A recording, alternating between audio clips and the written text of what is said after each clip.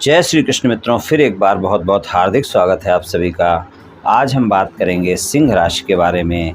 सिंह राशि के अक्टूबर, नवंबर और दिसंबर महीने के राशिफल की चर्चा करेंगे। राशिफल में आपके धन, कैरियर, व्यापार, नौकरी, परिवार, स्वास्थ्य, शिक्षा, वैवाहिक संबंध, प्रेम संबंध सभी बातों की चर्चा करेंगे और अंत में उपाय की चर्चा भी करेंगे। इसलिए वीडियो को पूरा अंत तक देखें व सुनें, तभी आप सिंह राशि वालों के अक्टूबर, नवंबर और दिसंबर महीने के राशिफल की पूरी जानकारी प्राप्त कर पाएंगे। ये राशिफल चंद्र राशि पर आधारित है, यानी मून साइन पर। जिन लोगों को अपनी राशि नहीं पता है वो लोग अपनी जन्म कुंडली में ये देख लें कि चंद्रमा उनकी किस राशि में है। जिस राशि में चंद्रमा है वही उनकी राशि है। जिनके पास जन्म कुंडली नहीं है वो अपने नाम के पहले अक्षर से अपनी नाम राशि जान सकते हैं और ये राशिफल अपनी नाम राशि से देख व सुन सकते हैं। तो चलिए मित्रों, शुरू करते हैं। सबसे पहले आपके धन की बात करेंगे। धन की बात करें, सिंह राशि वालों के दूसरे भाव में कन्या राशि है, स्वामी बुध हैं और आय भाव के स्वामी हैं, यानी जो एकादश भाव के स्वामी हैं वो भी बुध हैं। यानी आय भाव में मिथुन राशि है और दूसरे भाव में धन भाव में कन्या राशि है और दोनों के स्वामी बुध हैं। सिंह राशि वालों के आय और धन भाव के स्वामी बुध हैं और बुध का जो गोचर है वो धन भाव से ही शुरू होगा। अक्टूबर के महीने में बुध 26 अक्टूबर तक कन्या राशि में रहेंगे और 26 अक्टूबर को तुला राशि में प्रवेश करेंगे, यानी कि तीसरे भाव में जाएंगे।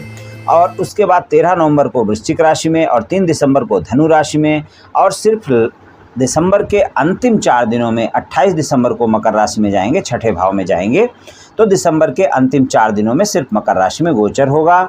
तो धन भाव और आय भाव के स्वामी का जो गोचर है वो दूसरे भाव से लेकर पंचम भाव तक होगा। अच्छा गोचर है। धन और आय के मामले में सिंह राशि वालों को तीनों महीने अच्छे परिणाम मिलने वाले हैं। सिंह राशि वालों को अक्टूबर, नवंबर और दिसंबर के महीने में धन और आय के मामले में अच्छे परिणाम देखने को मिलेंगे। यहाँ पर धन और आय के मामले में आपको कोई दिक्कत नहीं होने वाली है।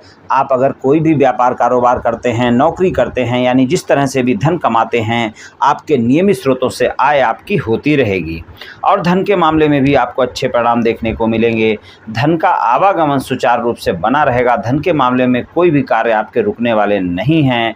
तो सिंह राशि वालों को अक्टूबर, नवंबर और दिसंबर के महीने में धन और आय के मामले में अच्छे परिणाम देखने को मिलेंगे। कोई दिक्कत वाली बात नहीं दिख रही है।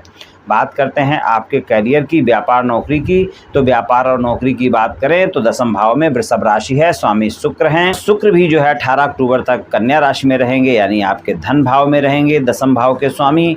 और उसके बाद उनका गोचर वृश्चिक राशि में 11 नवंबर से, 5 दिसंबर से धनु राशि में और 29 दिसंबर से मकर राशि में, यानी कि शुक्रदेव भी सिर्फ 3 दिन के लिए छठे भाव में जाएंगे। बाकी उनका भी जो गोचर है वो दूसरे भाव से लेकर और पंचम भाव तक ही रहने वाला है। तो दसम भाव के जो स्वामी शुक्र हैं उनका गोचर भी अच्छा है। तो व्यापार, कारोबार और नौकरी से आपको नियमित आय होती रहेगी। चाहे आप गवर्नमेंट जॉब करते हैं, चाहे आप प्राइवेट जॉब करते हैं, किसी भी तरह का व्यापार कारोबार करते हैं, आपको लाभ देखने को मिलेगा। यानी कि आपका नियमित तरीके से कारोबार चलता रहेगा, नौकरी चलती रहेगी और नियमित तरीके से आपकी आय भी होती रहेगी। कोई दिक्कत वाली बात नहीं है, क्योंकि आपके जो राशि स्वामी हैं वो सूर्य हैं और सूर्य का जो गोचर है वो 17 अक्टूबर से तुला राशि में होगा। इससे पहले वो भी कन्या राशि में रहेंगे और 16 दिसंबर से उनका धनु राशि में गोचर होगा। तो शुक्र का जो गोचर है वो भी आपके दूसरे भाव से लेकर और पंचम भाव तक ही रहने वाला है।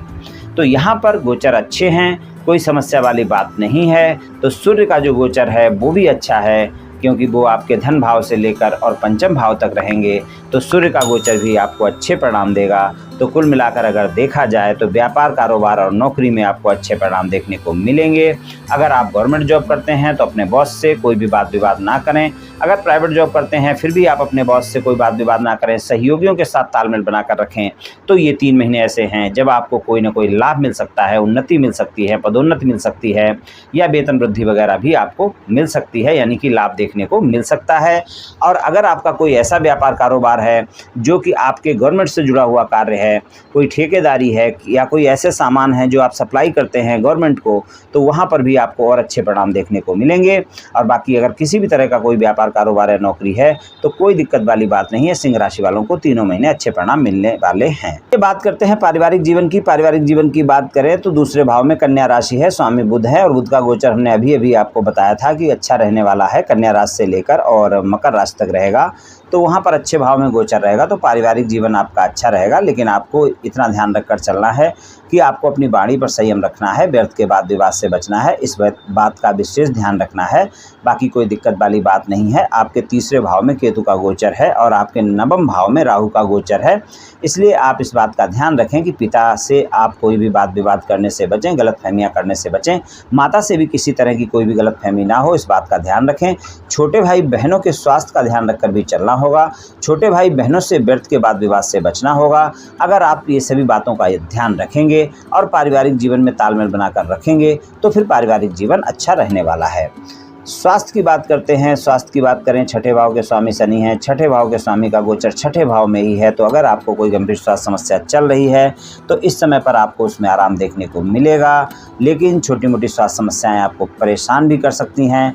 हालांकि शनिदेव हैं और छठे भाव में उनका गोचर है, तो छठे भाव में शनिदेव का गोचर का परिणाम अच्छा होता है और छठे भाव के वो स्वामी भी हैं, तो यहाँ पर आपको अच्छे ही परिणाम देखने को मिलेंगे स्वास्थ्य के मामले में। लेकिन फिर भी आपको स्वास्थ्य समस्याओं में अगर कोई भी समस्या होती है तो कभी भी कोताही नहीं बरतनी चाहिए, उसका ध्यान रखकर आपको चलना ही चाहिए। तो स्वास्थ्य के मामले में लापरवाही ना बरतें। हालांकि आपको स्वास्थ्य के मामले में अच्छे परिणाम ही मिलेंगे इन 3 महीनों में, लेकिन फिर भी स्वस्थ दिनचर्या अपनाएं, योग प्राणायाम करें, तनाव से बचें। और अगर कोई समस्या ऐसी है जो गैस से संबंधित समस्या है, आपको पेट से संबंधित समस्याएं हैं, तो उनका ध्यान रखकर आप चलें। बात करते हैं आपके शिक्षा की। शिक्षा की बात करें तो आपके पंचम भाव में धनु राशि है और धनु राशि के स्वामी गुरुदेव हैं और गुरुदेव का जो गोचर है वो अष्टम भाव में है और अपने स्वराशि के होकर अष्टम भाव में गोचर करेंगे।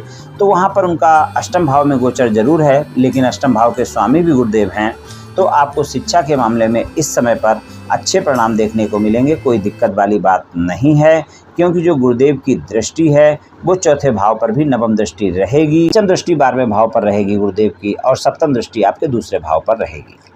तो शिक्षा के मामले में आपको अच्छे परिणाम देखने को मिलेंगे। लेकिन फिर भी अगर आपके मन में कोई भी शिक्षा को लेकर गलतफहमियां होती हैं, मतलब यानी कि मन में एकाग्रता की कमी होती है, आपका मन पढ़ाई में नहीं लगता है, आपका समय परिवार के लोगों के साथ ज़्यादा खराब होता है, तो इन चीज़ों को आपने ठीक करके रखना है, यानी अपनी एकाग्रता को बनाए रखना है। और अगर आपका समय कहीं पर भी खराब हो रहा है तो उस समय को आप खराब ना होने दें और मेहनत करें, तभी आपको अच्छे परिणाम शिक्षा में मिल पाएंगे। और अगर कोई कंपटीशन एग्जाम वगैरह की तैयारी कर रहे हैं तो छठे भाव के स्वामी का गोचर छठे भाव में ही है, तो वहाँ पर आपको इन 3 महीनों में सफलता देखने को मिल सकती है। लेकिन ध्यान आपको इस बात का रखना होगा कि छठे भाव में मकर राशि है और मकर राशि के स्वामी शनि हैं और शनि का गोचर भी वहीं पर है और शनि उस भाव के स्वामी भी हैं।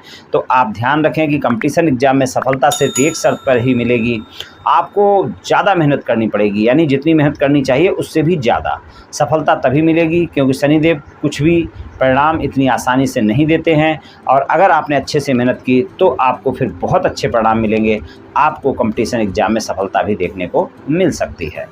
बात करते हैं वैवाहिक संबंधों की। वैवाहिक संबंधों की बात करें तो सप्तम भाव में कुंभ राशि है, स्वामी शनि हैं और उनका गोचर छठे भाव में है, यानी अपने से 12वें में गोचर कर रहे हैं शनिदेव।